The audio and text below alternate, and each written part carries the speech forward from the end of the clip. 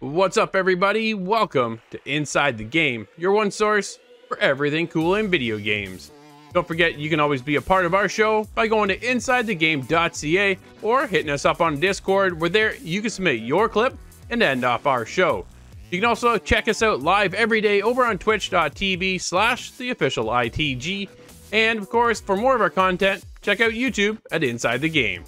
Now, coming up on this week's show, Nate helps you level up in Red Dead, Corey and I battle the gods, but kicking things off are Scott and Corey with Scott Pilgrim. Here we go.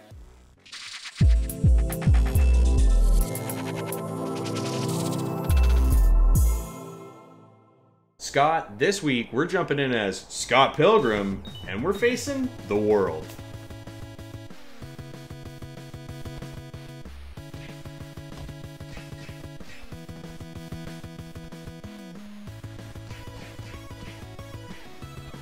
This week, we're jumping in as Scott Pilgrim versus the World, the complete edition on Xbox.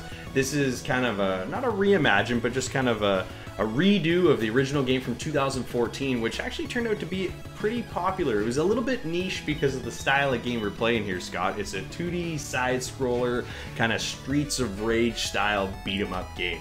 And you know what, it's definitely got its fan base here. People that were fans of the movie, I think, really enjoyed the game when it originally came out. So when the game kind of disappeared after a couple of DLCs, people were kind of wondering what happened to it. And then they brought it back here for 2020, and people were getting super excited about it. What did you think kind of jumping into this kind of refreshed version of the game? Well, I had a very short experience with the actual original version of the game, so it wasn't quite the best for me to look at as a brand new imagining. It was just kind of overall a whole new concept for me.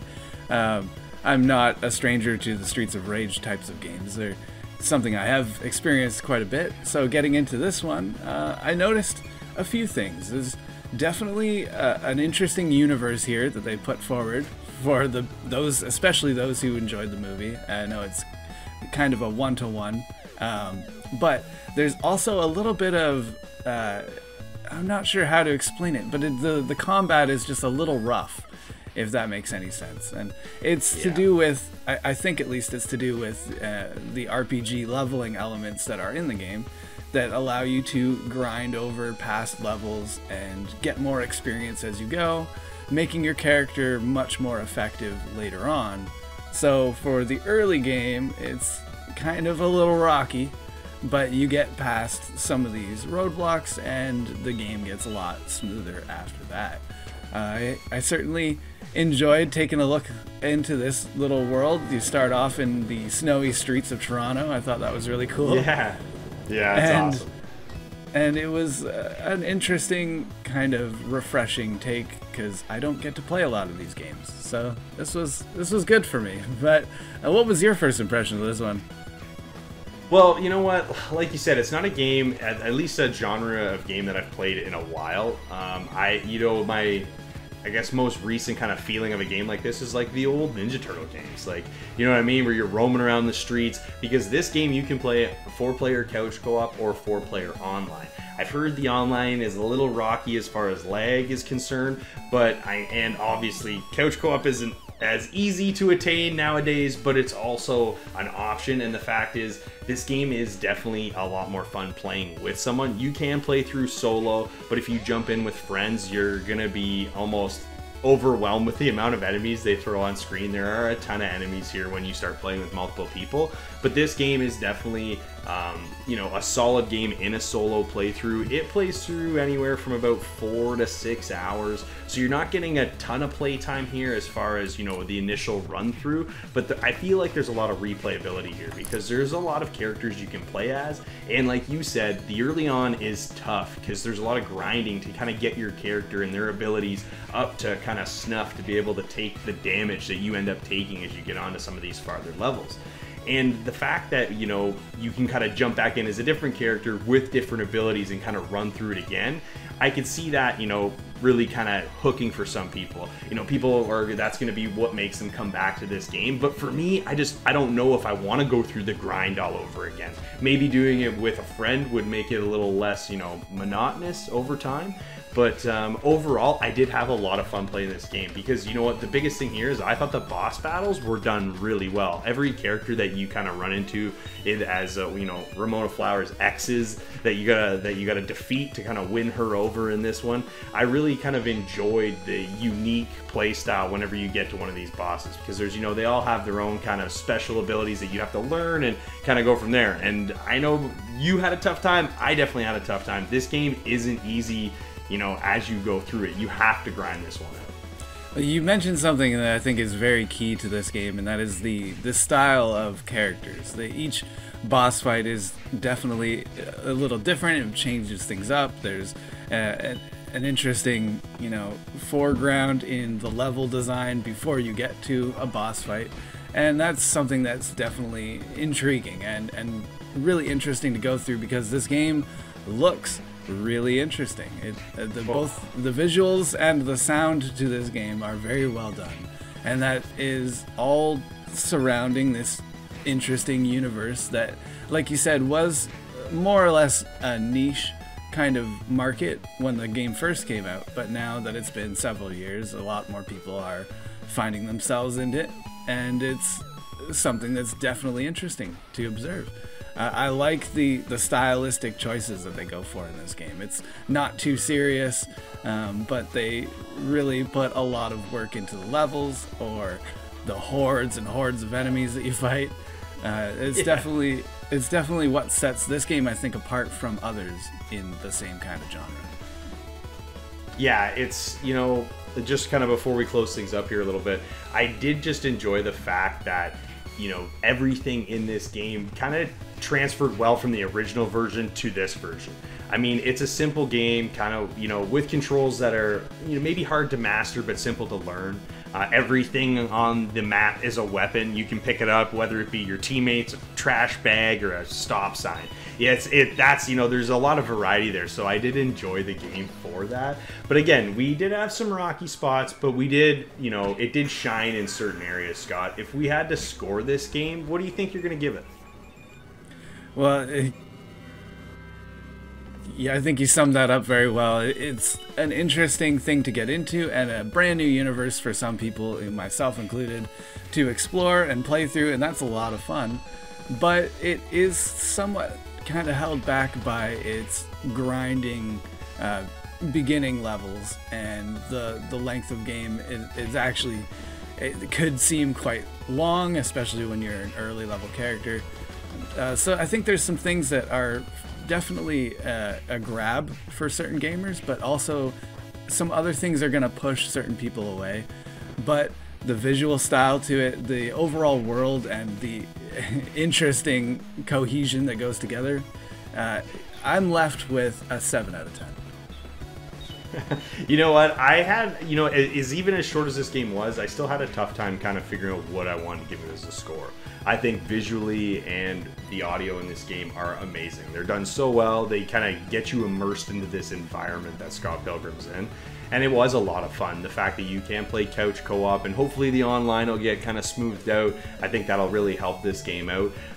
You know, there are some things here that didn't transfer as well. This game was a 2014 game, so 2020 we're looking at different styles of games now. So this one, it's still there. It's still a niche. So if you're into these beat 'em ups, I think it's a good value for $20. So I got to give it a 7 as well. The complete edition of Scott Pilgrim vs. the World is a great repackaging of a fan-favorite beat-em-up action title, and it is supported with quality visual and audio direction.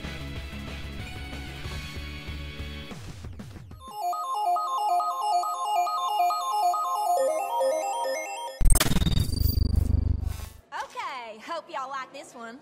We sure do. Alright, I'm back with more Level Up, and this time I'm talking about Red Dead Redemption 2 online, and more specifically, how to do moonshine delivery missions. Now these missions, they are kind of buggy, so I'm gonna have to give this advice, and you're gonna have to kind of take it as it is, because like I said, it just kind of has some issues when you're doing these sometimes. But nonetheless, while you're doing a delivery mission, you always encounter a roadblock. And sometimes they'll just let you go through, but more often than not, they make you stop. And in this case, I suggest, especially if you're playing solo, that you just wait it out. They typically will just inspect your wagon, even though you can see the moonshine very clearly in third person view, but they inspect the wagon and don't give you away. It's pretty sweet. They just kind of let you push forward, and then you continue your mission and deliver the bounty. There's no repercussions. Usually there are no people that come and attack you or follow you after, so as a solo player, I definitely suggest you take the less aggressive route. Now, if you're playing in groups, I would suggest if you have a friend with you that's on his horse, you get him to cycle quite far away. This, for me, when you get to these roadblocks, if they're in the middle of the roadblock, they seem pretty sus, and they just start opening up and attacking. I don't know if it's just the game's broken, because it seems a little inconsistent, but at any rate, from what I gathered, the other players, they should just kind of cycle way around, stay far around. Don't even go close, because the other NPCs, they won't notice you, and they'll just let the guy go through that's with the moonshine again. So, if that does take a turnaround and they start lighting you up, all you have to do as a driver is you just pull forward a little bit, your goods shouldn't be damaged, and just hop off, kill them all, and then just continue your route. Now that's my little bit of advice for moonshining, because I absolutely love bootlegging in this game. I'm already maxed rank, and I'm continuing to make lots of money doing this. So if you have any tips and tricks on Red Dead, hit us up. Maybe I can share it for next week's show.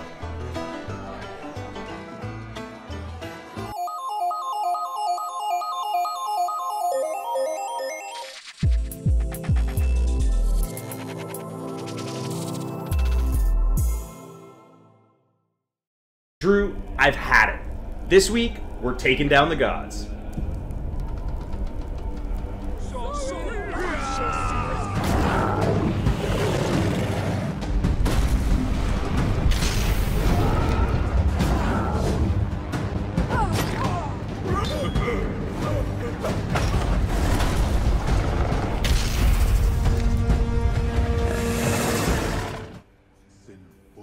Alright, Drew, this week we're checking out Gods Will Fall on Xbox. This is a pretty cool game. This is definitely kind of an interesting style of game. It's an isometric camera angle, and we are fighting back against the gods. So basically the way the kind of story starts out here is that the gods rule over humans. And over time, the gods have asked for favors from these humans. And kind of as time has gone on, these favors have started to be getting, you know, more and more and more, to the point where the humans basically can't take it anymore, and the gods just go wild. And the remaining humans that are left, the clan of 8, are fighting back, and they're trying their hardest. And let me tell you, this game is definitely not easy. This one was tough. What did you think, Drew, jumping into it? Yeah, dude, honestly, I've had a rough week. I've been nailed with all kinds this week for this style of game. It's punishing, right? It's got that Dark Souls-esque feel where it's just a grind when you're going out there, because it's basically what you do is you traverse the overall map in hunt of a god. You find the god's lair, you go in that lair, and that's when you discover how difficult that particular lair is. And as your tribe rolls up to the front of it, you only send one of your tribe members in at a time. And each of them have different stats and different perks and things like that to work off of. And some of them even have relationships too, which I thought was really cool. So what happened was I go in, and the more minions you can take out before you hit the final boss, the weaker the boss becomes. And then you stand a better chance of beating the boss. You don't beat anybody and you fight that boss, you're in trouble. But yeah, overall, dude, inside the dungeon, these dungeon crawlers are tough, man. It is. I had some levels where there were 30 other minions. I had some where there were 60, and I had some where there's something like around 80. I was like, it's all over the place. It's never the same, which I really adore and appreciate, that it's never the same thing, right? Because how many times do you go back, okay, well, here it comes, so I just got to do this, this, this, and then I'm over here. Not this case. This case, it's like, oh, you don't know what you're getting into. So I get into the world, I lose one of my people. One of my tribe members gets what they call captured. You don't die, you just get captured. And then then it opens up to the front of the cave, or the dungeon and the doors open and nobody comes out because my dude got captured. Then the rest of my tribe mate, they're all upset, and some are complaining because they have, you know, relationship built with them. And dude, it was a cool game, but it's so tough. Corey, what about you? You know what? There is a lot of interesting mechanics at play here. The overall control scheme I thought was fairly simple. I like the fact that you could remap your controls. I didn't actually know that for my kind of first initial playthrough. So the controls I thought were a little bit kind of odd. I don't love having, you know, just using the buttons. You know, I guess it's kind of an old school way of using the controller. But again, it's just, yeah, it's a little more foreign feeling now than it used to be. But the fact that I could kind of, you know, customize the controls myself made my next playthrough a little bit nicer. But what I really liked here is that every character has, you know, like you said, has its own stats and abilities, but they also have kind of their own, like, special kind of weapon abilities as far as which weapons they can carry, which ones they can't carry, and they're all a little bit different. So every time you go into one of these dungeons with a character, and if you haven't necessarily used that character yet, depending on the weapon they have, it's a different play style all the way through, because timing is everything here. We're trying to parry, we're trying to dodge, we're trying to get the attacks off before they can hit us, because we don't have a whole lot of life here. It's not necessarily easy. You start taking hits and multiple hits. If there's a couple guys on screen at the same time, things start to kind of get away from you quickly here. And it's not even just the enemies in the dungeons. I found when you're traversing these dungeons, which look amazing, by the way, I think the environments, they're all kind of a different environment. You know, one was very rocky and kind of, you know, more like in the mountain range, and then I did one that was more like a jungle, and I heard you were saying you did one that was like underwater. So they're all kind of, you know, they all have their own themes, I guess you want to say. And that's really what I liked about this, is that kind of every step of the way here, there's kind of this, you know, customization element that you don't necessarily see right from the get-go, because when you get out of the dungeons, if you beat them, you also bring weapons that you find, and you can, you know, dole those out among the party, because some, you know, weapons, certain you can upgrade from, you know, they have like a 1, 2, 3 kind of star rating. So it's kind of nice to be able to, you know, upgrade as you go, because as these dungeons get more and more difficult, you need that extra power to take down some of these larger enemies. No, absolutely. I thought the enemies were cool. What the part says, you're beating the enemies and your health depletes. You also build this, what they call the bloodlust. That's it, the bloodlust. It's like a meter, basically. And the more you're able to build that meter by knocking out or taking out more enemies, you're then able to regenerate your health. So it kind of helps you keep your life a little bit longer in some of these levels than you maybe not apt to in the very beginning, because the more you just get beat down, the more you just get beat down. And that's, so it's nice to have this kind of a risk reward in a sense, Corey. You know what I mean? That you're able to battle it out, and then sometimes if you're able to pull it off, then regenerate your health. So it's not like just this regular regeneration over time. It's, you need to actually achieve something in order to build that back. I thought it was very cool. One of the things I wished was implemented was a map. I know it's, you know, it's regenerated every time, it's this all new kind of thing, but at the same time, a map of where I've been, because some of these worlds you just get lost looking for the boss, and then other times I ran into the boss by accident because I really was just hunting other minions before I went to the boss.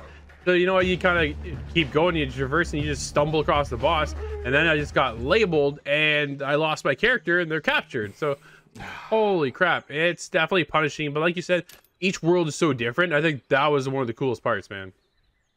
Yeah, and just to kind of finish it all off here, what I really enjoyed was, even though you lose characters from time to time, I did find it, obviously, when you lose one in a dungeon, you can leave and go to another dungeon and try fighting there. Not necessarily, you know, because maybe the one you were in was too difficult, but the thing is you want to get that character back if you can.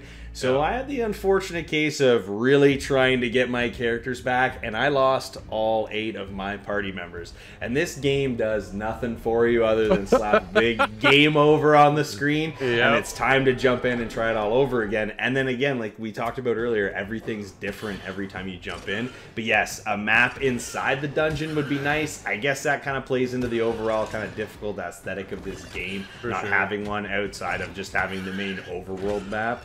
But Drew, I don't know. I think we got beat down pretty bad in this one, but I think we both had a pretty good time. If you had to give this one a score out of 10, what are you going to give it? Yeah, you know what? I had a good time. It's not an overall expensive game either. You're somewhere in around the $30 to $35 range, which is kind of unique, right? You're normally typically 40, 60, or 20 bucks. So it's kind of hit that happy medium, I think. And I think it's priced at the right price point as well. After you do one dungeon, honestly, the next dungeon is very similar. Though it looks different, it's still the same mechanics you're going in for, right? And that kind of stuff. So it may get repetitive for some. It did for me in the grand scheme of things overall. But really had a great time. I'm there with the 7.5. You know what? I'm just a little bit higher than you on this one. I had a blast playing this game. Yes, it's super difficult and it's definitely frustrating. Yeah. But I do like the fact that every character kind of has its own special abilities, and the fact that you use different weapons, which makes you change up your play style mid-game, is kind of the tricky element that I seem to be really enjoying here. So you know what? For me, I gotta give this one an 8. Nice.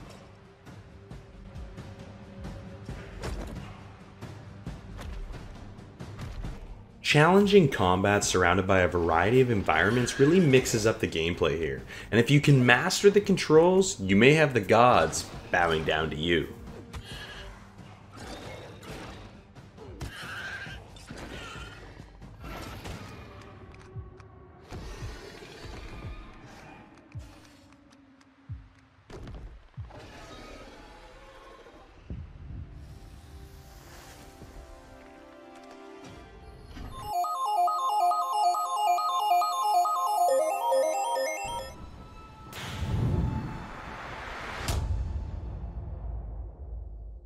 We all like speculations and, of course, rumors. This one comes to thanks to David Malloy, the creative cinematic director over at Sucker Punch, as he stated on his LinkedIn page that he's working on Ghost of Tsushima for the PS5. He's also been updated and taken it down. So that kind of gives you a red flag of maybe he's working on a sequel. Why wouldn't they do a sequel? The first one produced 2.4 million units sold around the world, and those are not shabby numbers. So hopefully, fingers crossed, we'll get that sequel, and we'll see where Jin takes his next adventure.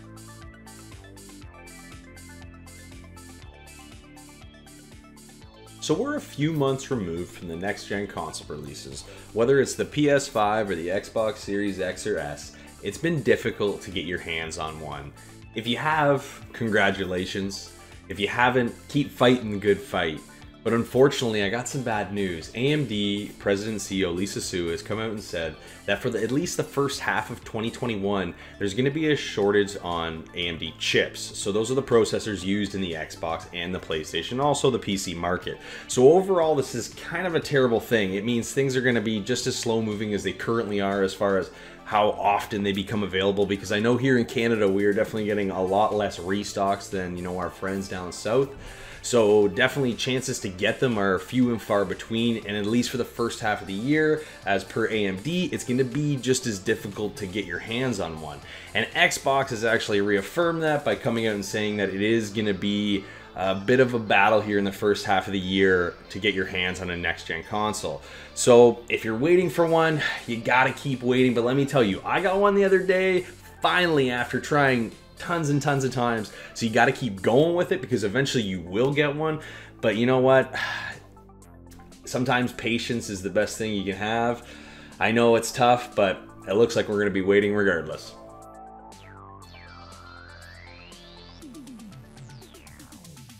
Who's your favorite James Bond? Or what's your favorite 007 video game? It's been a little while since we've had to think about these things, but that's all set to change soon as IO Interactive brings their own flavor to the James Bond IP. They have a 007 project in the works. Now it is several years away, but we have some interesting details that have been exposed in interviews with the director of IO Interactive. They are set to make their own original story, and furthermore, their James Bond will be a completely original character, not based on any actor. Now, we don't know too much about 007 Project yet, but we do know that it will be made with Glacier, the engine that IO Interactive uses for the Hitman series.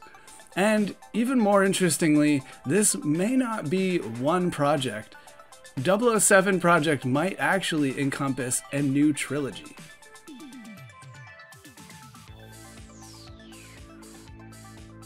If you're like us, you might have been looking for a reason to jump back into the world of Sea of Thieves, and the people at Rare have created a thing called Seasons. Seasons will last for 3 months, and it comes with 100 rewards. Best part is, it's all completely free. We'll earn ancient coins, emotes, and of course, cosmetics. But if you're looking to look a little extra special, all you have to do is buy the Plunder Pass. It'll cost 999 ancient coins. So it's up to you. Are you heading back in the world of Sea of Thieves? Let us know, or just meet us there.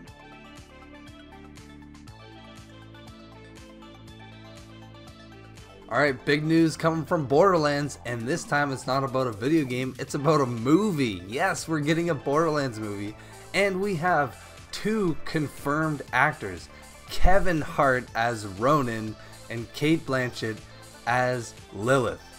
Oh, this is exciting. I love both these actors and actresses.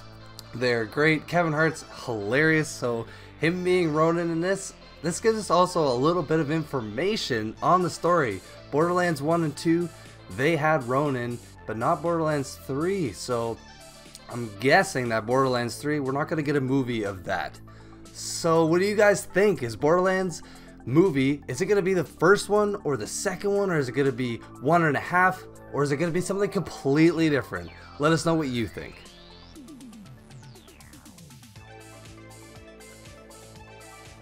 So who wants to step into the shoes of Arnold Schwarzenegger T-800 famous Terminator? Well, you might not have to wait much longer, as on April the 30th 2021, Terminator Resistance Enhanced by Reef Entertainment is coming to the PlayStation 5 as a remaster. So when the game drops at the end of April, you can expect an infiltrator mode, an upscaled 4K resolution that is coupled with 60 frames per second and higher resolution textures. There's also improved lighting, dynamic shadows and improved post-processing. There's also another cool feature with the DualSense controller, as it will have adaptive trigger support and also colour shifting within the pad's light bar. Now I have to say, this looks really cool, and with the DualSense controller I'm really looking forward to trying this game out.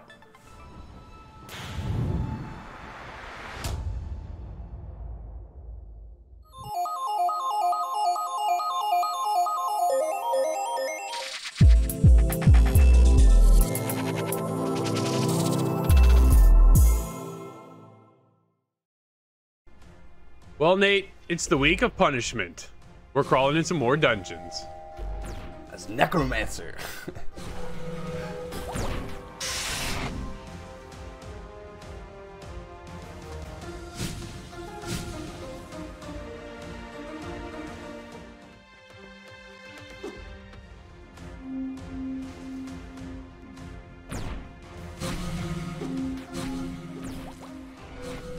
Nate, you and I are checking out Sword of the Necromancer over on Xbox, and I'm gonna be honest, not my particular style of game. It seemed to be that kind of week, this kind of episode for me, but it does kind of get me to branch into some of these tougher games. And honestly, dude, this is one of the toughest ones I've had all week. What do you think of Sword of the Necromancer? Oh man, this action RPG roguelike experience, actually, I enjoyed this one, man. To be completely honest, Sword of the Necromancer. The name of the title kind of gives it away. Yep. The whole idea is you obtain this sword and you're trying to resurrect your friend or your lover. And man, I actually really like the whole necromancy side of things. I love the whole idea is as you're killing enemies, you can resurrect them. And not only do you resurrect them, you can actually level them up through experience, which I thought was a great touch. No, absolutely. I thought it was very cool to be able to do something like this. I don't think, honestly, I've ever done it in a game before. To be able to use those that you just finished defeating, I thought was really cool. The overall story, Nate, you know what? The game has, to me, there's 3 different art styles within the game. There's one, it's got this anime cutscene style. Then there's the main page itself. It has this, what I consider, I guess, to be like a high def, pixelated vision. of what they were telling, and then there's the actual gameplay. And for me, it was a little bit jarring because we were all over the place, and I really wish they would have stuck with that HD kind of pixelated style. It is, you know, it's there, but you got the shadows, you get the detail, you get a lot of that crisp looking pixelated art at a higher resolution, I think, than that old 8-bit feel. And not that Sword of the Necromancer's gone for that 8-bit feel either, but there's just so many different versions of the art style as they're trying to portray this story of you trying to help your, like you say, friend or lover in this instance, with the fact that you're using the Sword of the Necromancer and you're going to defeat the overall boss and hopefully maybe resurrect your friend in the long grand scheme of things. But it's kind of just, honestly, dude, it's just, the game just beat me down over and over and over again. Yeah, the game, one thing they do have is difficulty settings, and amongst that, some more, yeah, well, okay, so you don't actually unlock the game settings until you beat the first boss.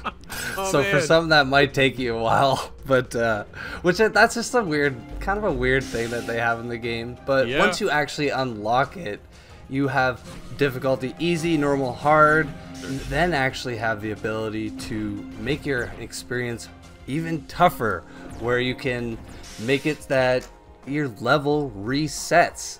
And on top of that, you have items in this game. You're constantly obtaining creatures and items, and you are stuck with 4 slots, and one of them of which is your Sword of the Necromancer. So you're really only stuck with 3 available slots, and those are used between ruins or different weapons or creatures. So I must say, like, there are a lot of builds you can do in this. You can really just go straight Necromancer build, which I did a lot of the time, and you can really wreak havoc because there's a lot of different creatures with different damage types. You're talking like fire, ice, light, dark. Like, they kind of went into some detail with this game.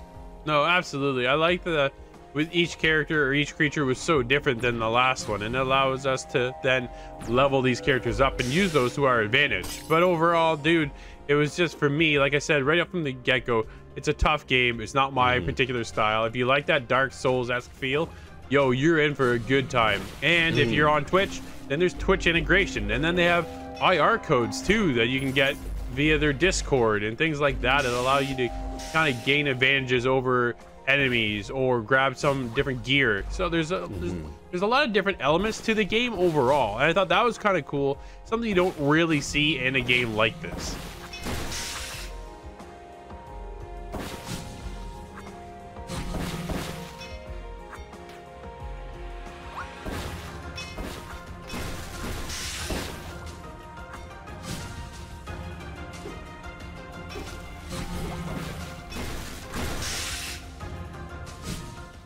Nate, I've been battled down enough thanks to the Sword of the Necromancer. For me, the mix of art styles was a little bit off-putting for me. The difficult spike, without actually being able to tamper with the settings until you're partway through the game, I thought was a bit odd. But I felt it was simplistic enough to get into that you're able to kind of figure out what to do. The combat is fluid, it's simple.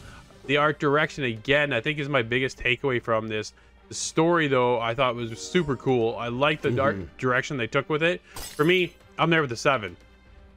Nice, man. I'm actually a little bit higher than you.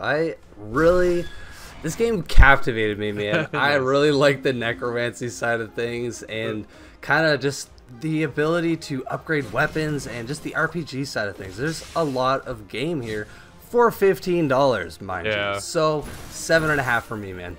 Nice.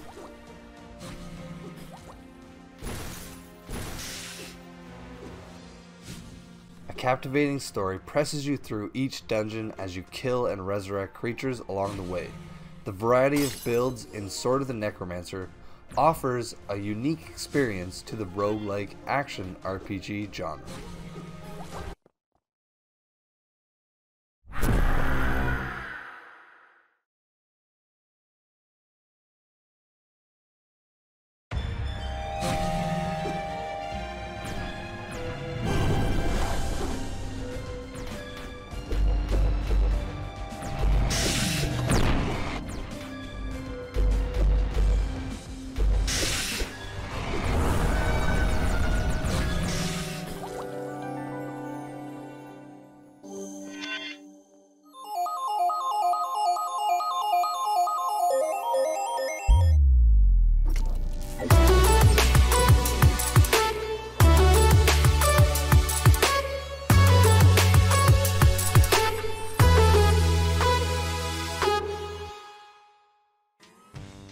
Well, guys, we got some pretty impressive numbers coming out of Xbox. This is the first time seeing any numbers wise when it comes to the release of any of their latest hardware and software. We don't normally see a lot of numbers coming from them. Mostly what we see is numbers from PlayStation. Why? Because they've been running over everybody over the last generation. But now, thanks to Bethesda, Xbox has some impressive numbers. Basically, they've made enough money to pay for Bethesda twice in 3 months. Corey, what do you think of these numbers, and what does the future of Xbox look like? Well, you know what? I think a big driving force here and why, you know, Microsoft has done so well over the last little bit, obviously, is because of new console launch, right? Yep. Where, you know, we didn't get those exclusive games necessarily that everybody was hoping for at console launch, but what Xbox has is the best gaming service out there. Nobody can touch Game Pass, and anybody that has it like us or has at least tried it knows that there's so much at your fingertips there that it makes sense to just bundle it together with your Xbox Live. And I think more and more people are starting to catch on to the fact that Game Pass Ultimate is the way to go when you're playing on Xbox, right? I don't think any of us can complain about that service. The price of it is fair for what you're getting. Obviously, I think there's some issues with that and people are freaking out, but that's a whole other news article on its own. It certainly is.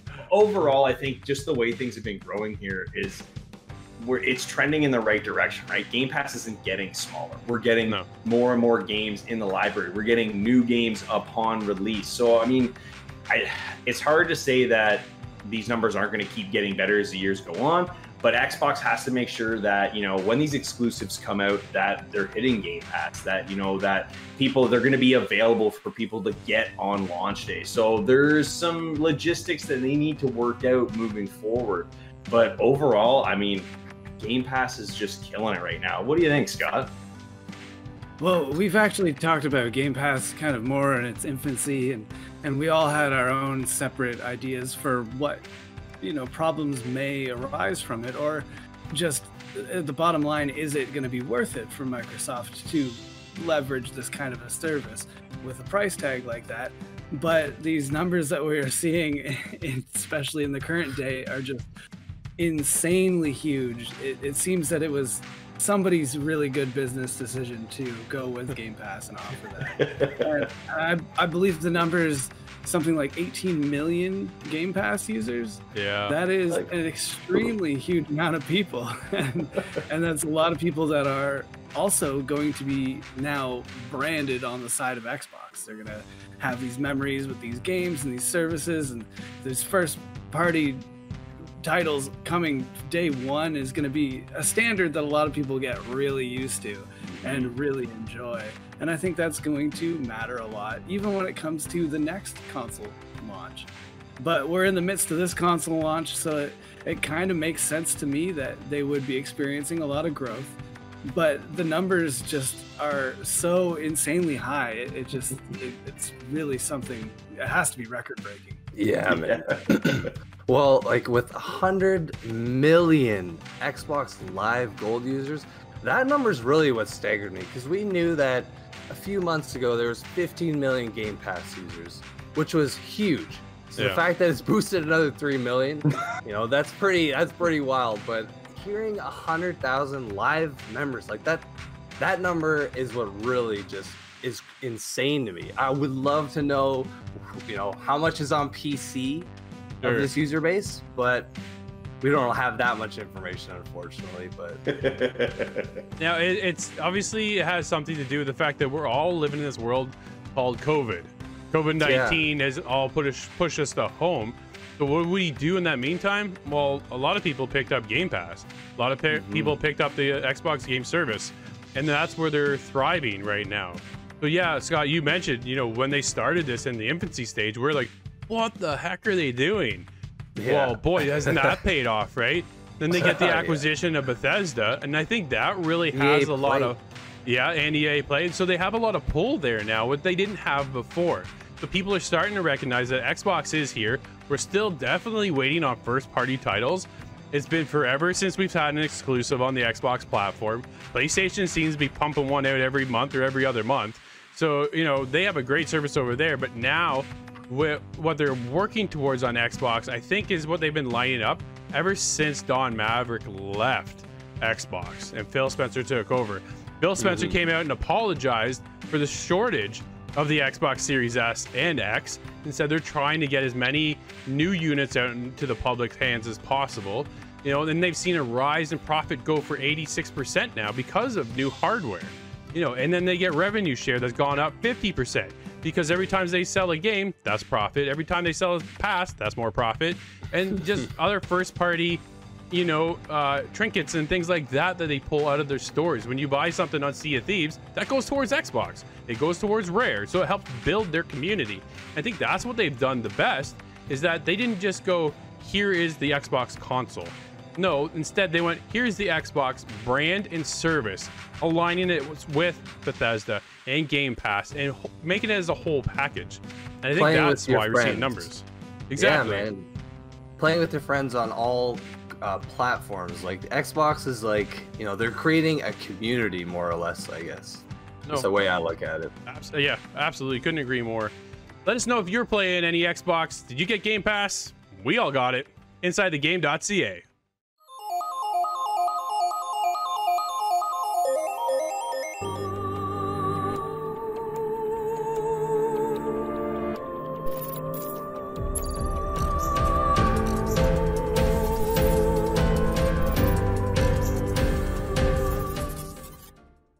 I'm checking out a survival game in VR.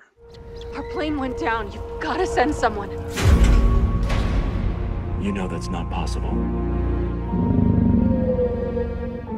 I grabbed the Oculus Quest 2 so I can play Jurassic World Aftermath. This is a tense puzzle adventure game and is set in a stealth setting, and the fact that you hide in lockers, under desks, and avoid the raptors at all costs. And that tension of those raptors being around actually had a huge impact on how I played the overall game. I found myself playing a lot of hide and seek as I'm trying to get to my next objective, solve puzzles, and move forward within the story.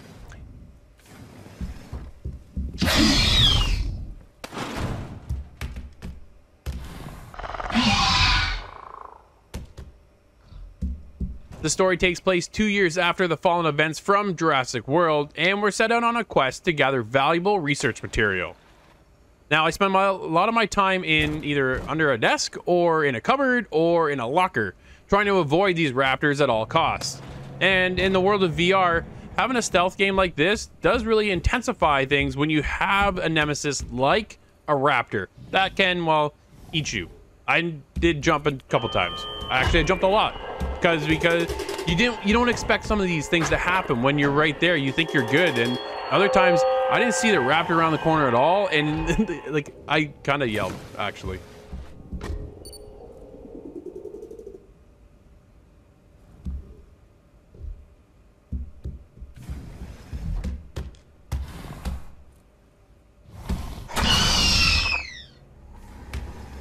Having been scared out of my pants a few times playing this game, the art style kind of does help tone it down a little bit. That cell shaded effect that they put on this game, Coach Sink Studios did a great job portraying this cell shaded artwork and just gave a different spin for the world of Jurassic Park. I thought it was really a nice touch to see where they've taken this series.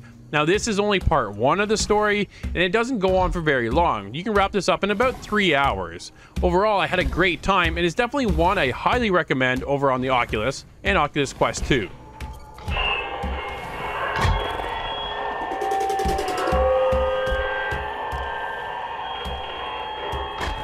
Jurassic World Aftermath I thought was a great addition for anybody fond of the stealth genre. Now over on the Quest and Quest 2, here's your opportunity to check out Jurassic World. It is cool to see how they've fleshed out the environment and of course how those raptors creep right up on you out of nowhere. My time with the game puts me in around an 8.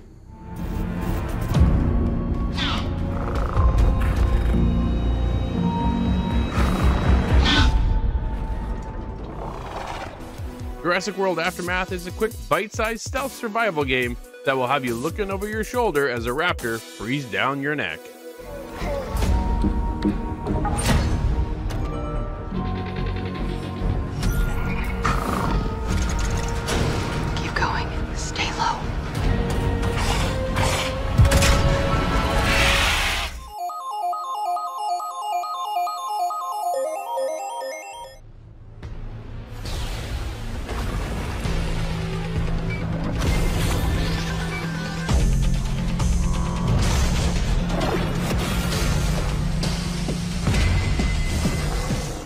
Hey guys, this week's mobile mention, we're talking about Catalyst Black. This game's available on iOS and Android. It's a really cool shooter. You can jump in, it's 10 on 10. We've got kind of this wild, like, it's a MOBA style kind of arena shooter. And this one was a ton of fun jumping in. There's a lot of customization in here. The game flows really nicely. It feels really polished, and you can in fact actually jump in and harness the power of a primal god, which actually allows you to turn into this huge beast on the battlefield and you just rip through the other team, and you have the ability to kind of change this, you know, huge monster as you go through kind of the gear abilities and gear upgrades you have in this game. And there's a ton of them, whether it be your primary or secondary weapons. There's kind of a ton of variety there from what you can kind of choose, so you can really tailor your play style. And there's also going to be some passive stuff for your character, as well as some of their abilities that you can upgrade. There's also going to be a few game modes here. We've got a capture the flag, a flag hunter, and also core rush. These kind of game modes they vary a little bit. Core Rush I found was to be pretty much the most fun. You kind of have these PvE elements where you have to jump in and attack these huge bosses while fighting off the other team. You know what, this game kind of has a little bit for everybody, and it just, like I said, it flows so well. There's really no hang-ups here. There's no paywalls. You can jump in with your friends, which is huge. There's a friends list here. You can actually have voice chat enabled. So this game kind of just really opens up for this multiplayer experience that I didn't even know was out there. So if you're looking for a fun shooter on iOS or Android, you gotta check out Catalyst Black.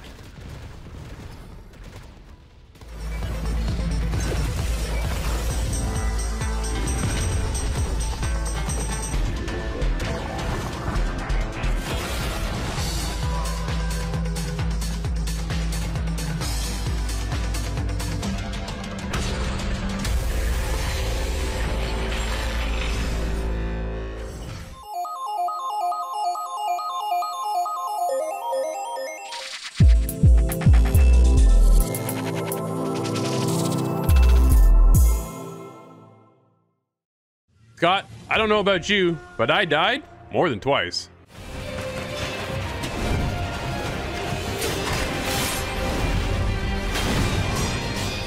Scott, I've been on the warpath of roguelikes all week long, and it continues once again. I'm talking about Sekiro, Shadows Die Twice on the Google Stadia. You and I are playing over there. And honestly, man, this one it's tough, but I really, really like it. I got that shinobi feel. Shinobi is the samurai, the way the samurai, and it's just, man, the combat in this game is so good. But once again, it is tough. Dude, this is not my genre. Obviously, we talked about it numerous times, but the game, from the story to the combat to the way you traverse the levels and the creatures and everything around the world of Sekiro, is just so perfectly done from Software that they know exactly their style, and it fits them very well. What was your time with Sekiro Shadows Die Twice? How's that going for you? Well, you said it correctly. This is a From Software piece, and it is exactly what they are known for. Extremely punishing, but you put in the time and you go the distance, and it's a lot of rewarding feelings coming with that. It's definitely a difficult game to get into. Then this is my second time around on this one, but I have kind of tried to struggle with it, and I'm enjoying my time, to say the least. There is definitely a lot of difficulty that hits me early on, even just with named generals being hard to defeat in battle. Yeah. And something that comes back to me is this really flushed out, beautiful world and landscape to explore. And there's a lot of hidden, kind of not so obvious things in the world. It's exactly what I enjoy from Software. And it was really interesting to take a look at this one on the Stadia now. How well did it run for you on Stadia? I had no issues whatsoever, man. This thing ran so smooth. It was perfect. I've had slight hiccups here and there, but I know it's related more to my internet service provider than anything. My internet takes little dips quite often, and Stadia, unfortunately, is impacted quite a lot by that. But it was not terrible. I definitely was able to play the game on my schedule, and I had a lot of fun with it. No, it's definitely cool. From Software, obviously known for, like you say, these punishing games, right? Bloodborne. We're getting into Sekiro here with this one, and it's just one after another. Honestly, it gave me the feels of Ghost of Tsushima that we played not too long ago as well. And I love the overall feel and the direction they've taken with the game. It's open world-ish, that you kind of have a linear yet open path on how to kind of traverse each level. And the fact that you have this grappling hook and other mechanics within the game just add to the intensity that brings everything to that next level. They do such a good job when you get that role of the shinobi, and the character interaction is, I think it's stylized in the right sense that you get the impression of where you belong, in that sense of being in the world, and you just want to keep know more what's going on, not only with the world but the story itself, because everything here, dude, is so cool. Yes, and it is worth noting that this game has kind of alternate endings to it as well, and some of them require you playing the game over several times. So this game, if it's punishing, that's just something you're gonna have to get used to if you wanted to drag through to get into the story meat. And it really is well done in that regard as well. And even just artistically, the world looks amazing, and the different kind of eco zones that you go through look all really great and varied. And even the sound design that accompanies it is top notch in my opinion. I really enjoy the artistic qualities to this game.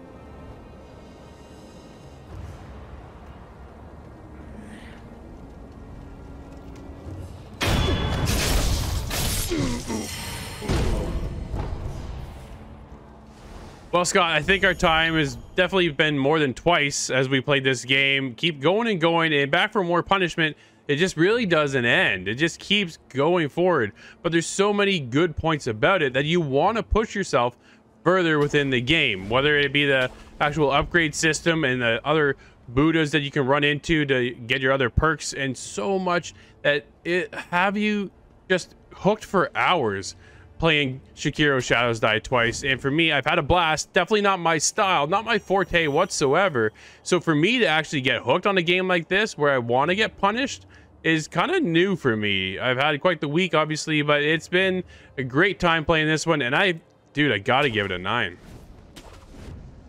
That makes a lot of sense. This game is some kind of caliber that is punishing but very rewarding. It's top tier development in my opinion, and it has these offsetting systems to kind of get you through the trouble. The Buddhas you rest at to regain your life bar. Yeah. The fact of the shadows die twice to end your gameplay. The resurrection's really fun and interesting way of keeping that combat going. But it did take a slight hit from the Stadia server side for me, which leaves me with a 7.5. Nice.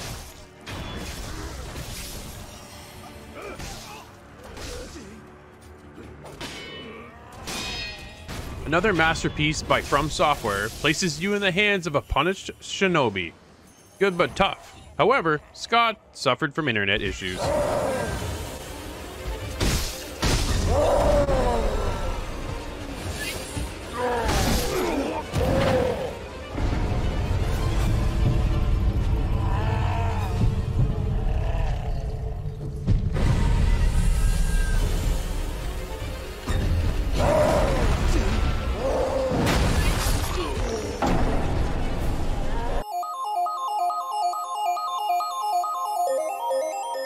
Well, that'll end things off this week. Thank you for hanging out with us.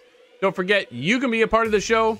It's quite simple. Just go to insidethegame.ca or hit us up on Discord, where there you can submit your clip, just like Solo Raindrop did.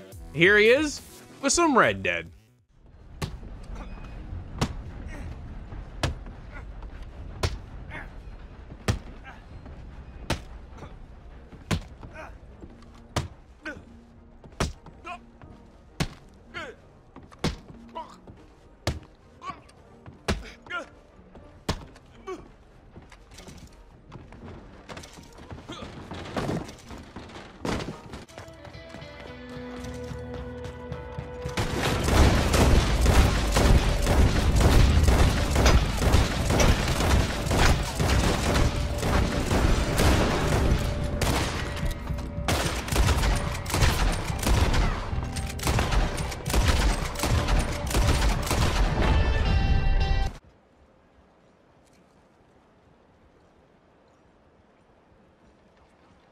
Nice knowing you.